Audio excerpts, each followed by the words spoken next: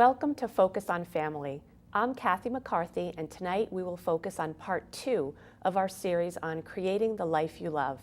In part 1 last week, we talked about success as being our birthright. Tonight, my guest, Kasparian, who is a business strategist and life coach, will continue us on our path to creating the life we love. Welcome back, Kim. I really appreciate you being here. Thank you, Cathy. It's exciting to be back. So let's recap about Sure. last week. We introduced the concept that just by being alive and being here, that success is something you already have and that you already are. So if you're chasing it or feeling like you have to do 101 things to get it, you're disconnected from the life truth that you already are the success that you're seeking. Okay. And attitude, having the right attitude. And we talked about how do we start embracing that truth and how do we actively embrace that truth. And the tip that we gave in the last segment was to cultivate an attitude of gratitude, to take 5 minutes every day and write down 5 things that the day gave you. Okay. Okay. So say we're doing this, we're writing down 5 things every day for things that we're grateful for, where we're trying to stay in the present moment and creating this feeling of abundance or success or whatever it is that we're trying to create. Right. So what will we do next? Okay.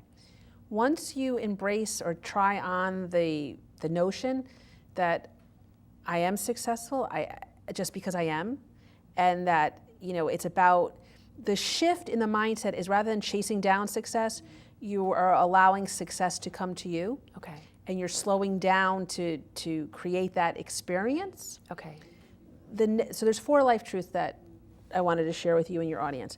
So the first one is success is your birthright.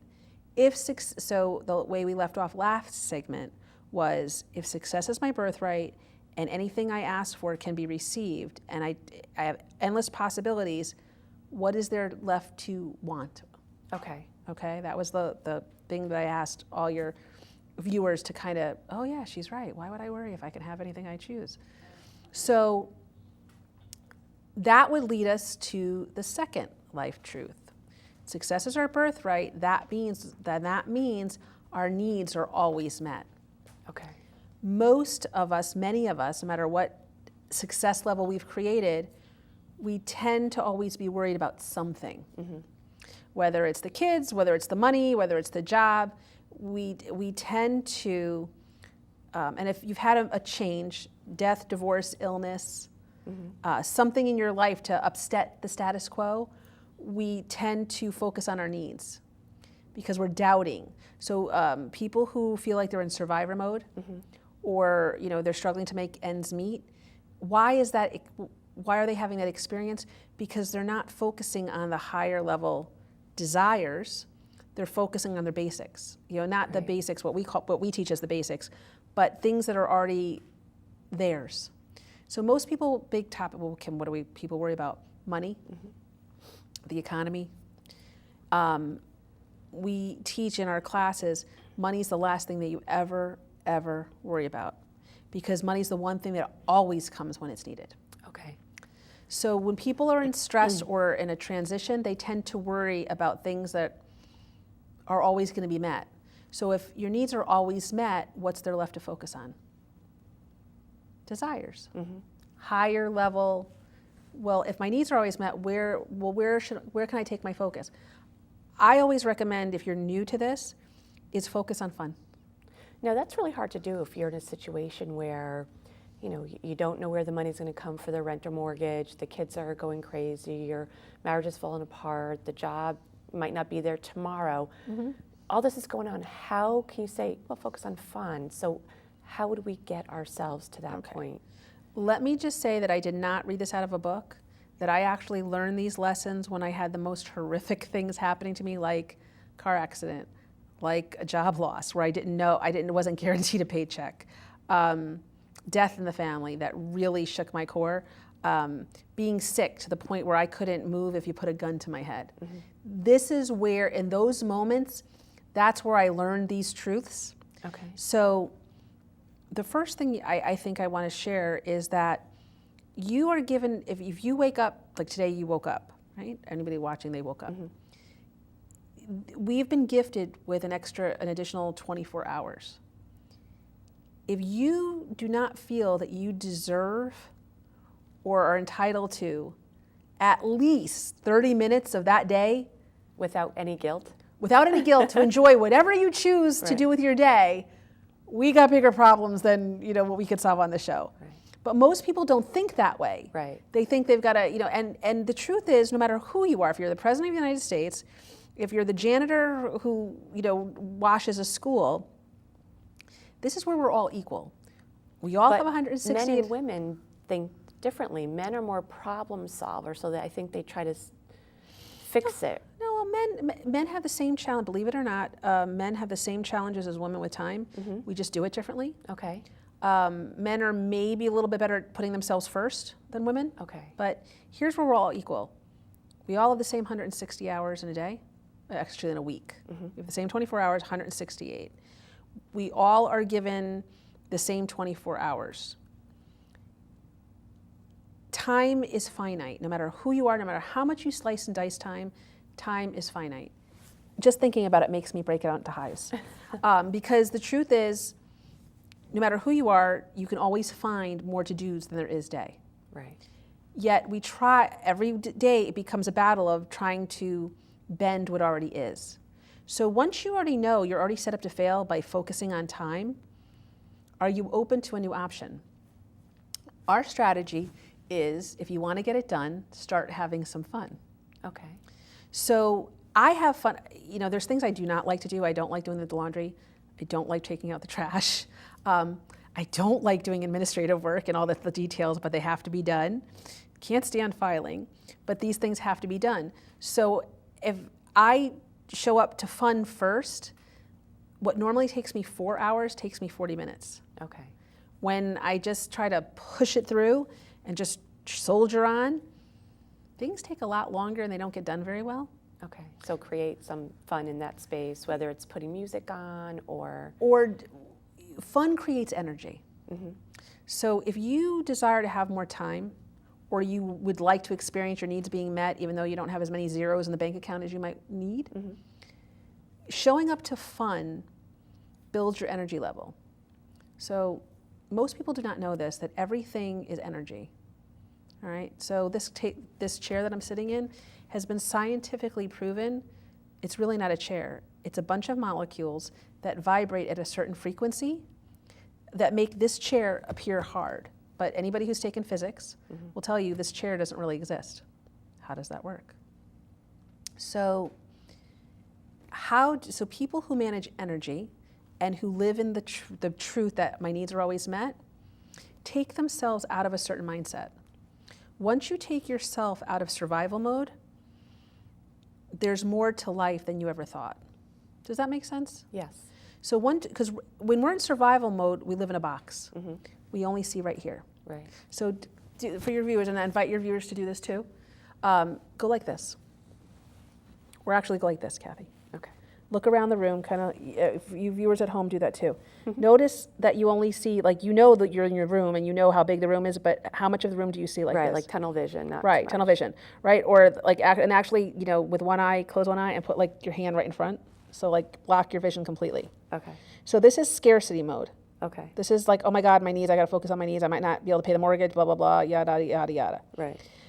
The world that we're really from and the world as it is and what's available to you, your birthright, is the entire room. Right. But you weren't focused on the room. You were focused on that little corner with a hole in it. Right. Wondering, oh my God, So by focusing on fun, it takes those shackles off. Your energy goes up, your vibration level goes up. As your vibration level goes up, more becomes available to you. Okay. That's the power of now. Everything that I'm sharing with you in these segments are to bring you into the present. Why is the present so perfect? Because try it right now, and you might be at home, I don't know where the camera is. You might have issues, problems, things that you haven't had a solution for. If you just focus right now with us, listen to my voice, be here with Cathy and I, and just listen to what's going on in the background. Maybe you're at home, maybe you're at work, and listen to what's happening in your world. you'll notice yourself being present in this conversation. And if you're being present right now, just kind of take a moment and breathe. Maybe you can focus on your breathing. There's no worry here in this moment. In this moment, your needs are met. Mm-hmm. Your heart's beating, your body's circulating oxygen throughout your body. And this moment is really good. When you start to freak out is when you start thinking beyond this moment. For some people, I've had days, if I think 5 minutes beyond my nose, I'm freaked out. Mm-hmm. Some people realize my needs are met for today, but my needs aren't met for tomorrow. What I teach people and what we teach in our company is you need to stay in the moment. There's no promise that you're going to have 5 minutes from now, mm-hmm. okay? But if you have 5 minutes from now, it's a trust. It's a leap of faith that if you get those 5 minutes, resources are coming 5 minutes from now so they'll be there when you need them. So you ever, like in the morning, you're worrying, and all of a sudden like the phone rings and you get a sale? Mm-hmm. Or the thing that you were stressing about, someone calls and says, I have that for you? Right. Well, 5 minutes ago, you didn't have that. But you didn't need it. You needed it like by 6 o'clock p.m. At 4 o'clock, the call comes and your needs were met. It's learning to practice to be in the moment, because in the moment preceding that call, you didn't need it. Everything you needed, you had. So it sounds kind of like very Zen-like, but when you practice this, and just say to yourself, my needs are always met. And maybe even write down, well, how are my needs met? I have a roof over my head. My kids are safe. There's money in the bank for today. And I don't know if it's going to be there by the end of the month, but there's money in it today. And you count all your blessings. When you focus on what you have, even if it's this much, oh, I have. And it tells your brain, and it starts to get you focus on, oh, I have, so I'm okay. Whatever you have, you can expand. So people have worries, mm-hmm. they get more worries. The people who focus on not having enough, what do they tend to experience? Lack. Not enough. Yeah. So it always starts with a mindset, but the next step is like, okay, can I have a mindset? I have an attitude of gratitude, and I'm focusing on the possibilities versus the problems. Success is simple, and we make it way too hard. We tend to make a list of all the hoops we have to jump through before we can have it. 2 things are required for success: your ability to ask for what you really desire, and your ability to receive it, period. Needs are always met. You don't have to worry about that, but you're like the higher level things, ask and receive. The challenge is most people don't ask, won't ask, don't know how to ask. And if women especially, they never mind asking, even if they ask or you offer, oh no, not me, I'm okay. Right, right. So there are people who are great givers, horrible receivers. Mm-hmm. There's people who will receive but will never ask what they really want and then complain about what they get. So the next tip for if you really want to experience your birthright is you need to know what you're asking for. And sometimes you're asking and you don't even know you're asking by the way you think, by what you focus on. And then your goal is to prepare to receive with positive expectancy what you need to do. So if someone asks for more money, money is a great topic. Mm-hmm. I desire to make more money, but they don't have a bank account, or they don't have any understanding of investing, or they're asking for like 50 new clients, but currently there's no room or capacity for those 50 clients. They're either not going to get the clients because they're just not ready, or they're going to get the 50 clients and then they're going to be in a panic. Okay. Because, oh my God, I've never had 50 clients before. I don't know what to do. What am I supposed to do with them? And this thing that they've been praying for becomes a very negative experience because they're not ready. So almost be careful what you wish for? Kind of, yeah, sometimes. But if you ask for it, like a very good question I use in my coaching sessions and in our workshops is people sometimes ask, they don't even think about what they ask for. They'll ask for something. I'm like, okay, you sure you want that? And they try it on and go, no, not really. Okay, what were you asking for instead? They go, I really wanted that. Okay, so ask for that. Oh, that feels good. Okay, now pretend you really believed that money was coming by the end of the month, those clients were coming to you already on board, or that vacation was really going to happen. Okay? What would you be doing now that you're not currently doing because you don't really believe that's true? Like, at the end of the month you're going to Hawaii. Mm-hmm. What would I be doing? Oh, I'd be preparing to figure out who I'm leaving the dog with, make sure I have all the outfits, make sure I have my trip booked, make sure I have whatever I need. That's right. So a great way to receive is to act like you already have it. Okay. So if you want to make more money or you want to have an investment account, open up an investment account and put $5 in it. Yeah, I know you want tens of thousands of dollars, but nothing's going to happen unless you have a place for that money to go. Right. You desire to buy a new house or you want to move to a new place. Start writing on paper. A great way to create things is on paper. Start writing down all the things that you want your house or the job or the person in your life to have. Because once a tip that I can give you is if it's not written, it's not real. Okay. But once it's written, it becomes real. Okay. Now what about acting on those? Say you want more clients. Okay. So let's say you want more clients. What would you be doing if you believed you had more clients? Setting appointments. Great. So then that's what you do. Imaginary appointments? When I've done this, when I've been like, I don't know who to talk to, I've just set appointments to go have coffee with people. Okay. My best friend, people I haven't talked to in a while. And what you find is when you show up on those appointments, things happen that you didn't think would happen. And when you go home, there's 5 appointments going, oh, Kim, I've been meaning, Cathy, I've been meaning to talk with you. I want to set up an appointment with you. So what about all this about marketing yourself and networking and business cards and, things that what we're taught has, whether you have your own business or you're networking for a job. No matter if you're doing a business, all these 4 truths can be applied to business. So if you're going to market, you still need to have the 2 basic principles. If you can't ask for what you need or ask for what you want and you can't receive it, you can't market. So you should be really clear on what you want. In marketing, if you're trying to build relationship or business, you have to know what you want. And even in relationship, first of all, you need to know what you want. You can't negotiate without knowing what your win is. Mm-hmm. If you're trying to get somebody interested or to buy into what you want, you have to think ahead about what they want. What's in it for them? You know what's in it for you sometimes, but most people don't even know. If I ask them, I never thought about what I wanted. Okay, that's your first problem. You know what you desire. I desire a new job. I desire a new relationship. Great. And you have a target of who you think it should be or who you want it to be. What's in it for them to choose you? So success. I desire to be a bigger company or I desire to be something new. Let me try that on. Who would, and this is what I did to actually meet my husband. I had an image of who I wanted to be with, and I had a vision, and I knew who the characteristics I wanted this person to be and how I wanted to feel with them. And then I asked myself a very important question. Who would I need to be to attract him? Mm-hmm. Who would I need to be for him to feel he got the better end of the deal? Because I knew all the list that I wanted. And then I started being that person before he ever showed up in my life. Okay. I imagined he'd want me to be somebody who was confident in myself, somebody who could allow myself to have fun, somebody who was confident enough to share her feelings and to be giving, but also allow myself to receive. And at that time, I was none of those things. I was very entrenched in worry and doubt. So I started to be the person that would be interesting. Right. And I actually enjoyed myself even before he showed up.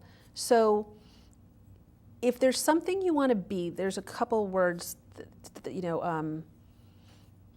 believe and become. Okay. I like words. I've always liked words since I was a kid, and I like the meaning of words because words have energy. The word be live, if you break it apart, it's be, live. Be live. What do? We want to live, we say we can't live it until, you can't live it until you be it, but we want to live it to be it. Well, when it comes, I'll be that. Right. When the money comes, I'll be that. Oh, when I meet the person of my dreams, I'll be that. No, you won't. Because if you can't be it first, you can't live it. Right. Another great word that we have fun with is the word become.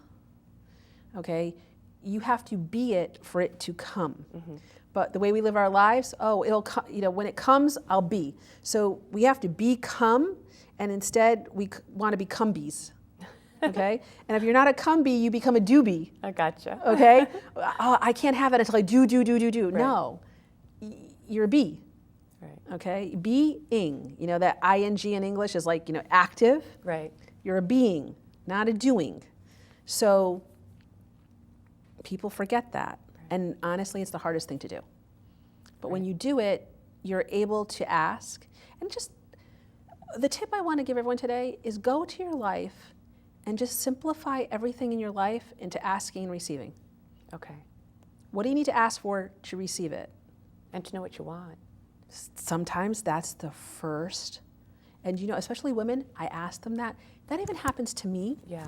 I go helping people all day long. They go, Kim, what can we do for you? What do you need? I'm like, oh, I wasn't prepared for that. Right. And they're asking me. I'm like, how many times do I dream for someone to ask me that question? Right. And I'm like, holy cow. I don't know. This is my moment and I don't know. Right.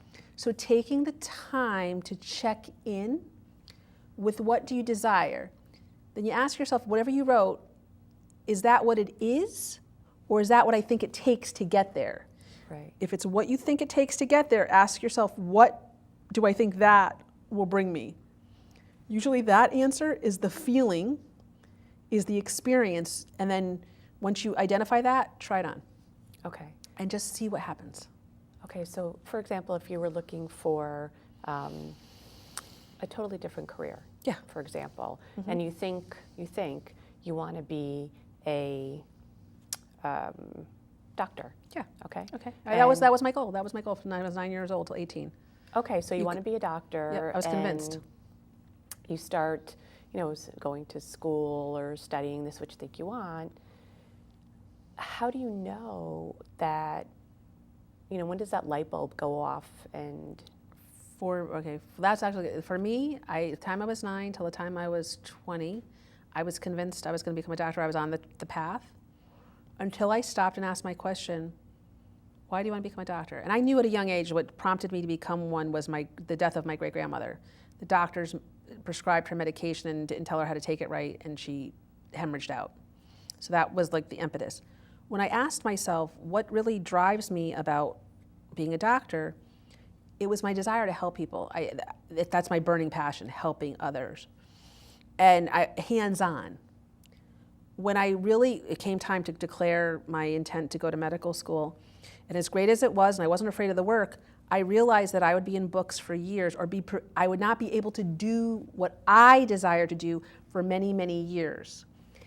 That didn't turn me on. I was like, if I can't do what I'm like, doesn't fit now.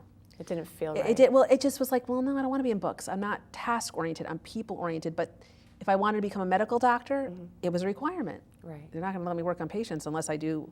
So it changed my focus to think about what other careers are there that allow me to do what I want to do right now. Okay? So if you're looking for a career, the best thing, or a change, ask yourself, how do you want it to make you feel? What's the feeling you want to have? Freedom? Power? Fun? What's the driving thing? You want to be able to help people? You want to be able to, whatever you want to do. Okay. Know the feeling and then figure out what careers allow you to do that. You can make a laundry list of the things that you really love to do, the things that you're willing to do, the things that you would rather eat dirt and chop off body parts than you would then do that. Now, how do you know if it's a career or a hobby? The best advice I ever got was in 8th grade when I was going through my little midlife crisis at 13. Go, what am I going to be? I need to fake high school. Right. And I was having, and my best friend's mother, who was wonderful and really sat down with me like, the wonderful woman she was and treated me like the adult that I thought I was. And she's like, what's stressing you out, Kim? I'm like, I don't know what I want to do with the rest of my life. And 13. You're 13. But she treated it very seriously. She didn't make like, she said, here's my best advice to you. Figure out what you love to do all day long, even if no one paid you. What do you love to do all day? And then she goes, your job as an adult is to go find someone to pay you to do it. That was good advice. Okay. My dad was a great example. He worked a job that, he became an apprentice at a young age to become in the printing industry. And he worked the same job for 30 years. I don't think it was his dream job. His cousin said, hey, you should come. Okay, I'll do this. But what he did is that job supported us and allowed him to do what he did love, like raising his kids and providing us a great life. So that job, and it provided him the flexibility to be the hands-on dad that he was. So did my dad love to get up every day at 4 o'clock and drive an hour to work? No, but he loved what that job provided him. Okay. Does that make sense? Yeah, that makes a lot of sense. Because some people struggle to turn a hobby into a business. Sometimes it can work, and sometimes it's just meant to be the joy. In that vein, a great book to read, any of the entrepreneurs out there, The E-Myth. Actually, The E-Myth Revisited, Michael Gerber. The book starts with a story about Susie, who makes pies, loves to make pies, lives for making pies. And everyone says, Susie, your pies are so great, you should do a business. She starts a business, and by the end of the book, she hates pies. Because what became a love became a chore. Right. So is everyone's passion meant to become a business? No. Yet everyone's birthright and job is to make sure they have moments in every day to show up to their passion. Okay. And by showing up to their passion, will give them the energy and fortitude to show up to everything else. Okay, that makes a lot of sense. Does that make sense? Yeah. So today, success is your birthright, and stop worrying and focusing on your needs because they're already met. Focus on what you love. Okay. Wow, that's really great advice. I appreciate you being here today. Thank you. Again, and I'm looking forward to the other segments that we're going to be doing together. I'm getting a lot out of this. Good. I really appreciate I'm glad. that. That's Thank you. Just if you and one of your listeners gets the value of what we're talking about, then I did my job. Yeah, this is awesome. So I Thank you. really appreciate it. So thank you for joining me again tonight on Focus on Family. Please continue following us next week for part 3, Creating the Life You Love. You could also follow me on Facebook at Focus on Family. I'm Cathy McCarthy. Until next time, live well.